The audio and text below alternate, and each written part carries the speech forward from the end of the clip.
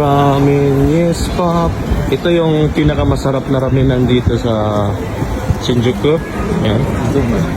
Kita nyo dyan. Tapos doon naman yung mga karaoke. Kung gusto nyo mag-karaoke, Starbucks. Okay. Dito lang yan sa Shinjuku. Malapit. Tapos yan, karaoke. O, diba? Maganda dito guys. Tapos yung Yodobashi nga, sikat na bentahan ng mga camera. Yan, dito lang. May mga benta dyan sa tawag yan.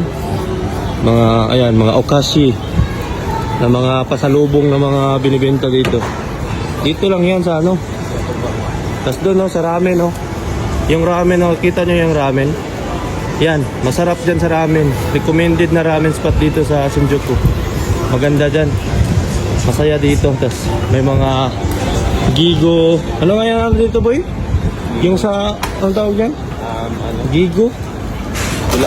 Pachinko. Oh, tapos dito, mini-mini. Oh, mini-mini. Kita nyo yan, mini-mini. Maganda dyan. Ito yung sinasabi ko sa inyo dito, ano. Dapat yung puntahan. Ay, yan o, yan.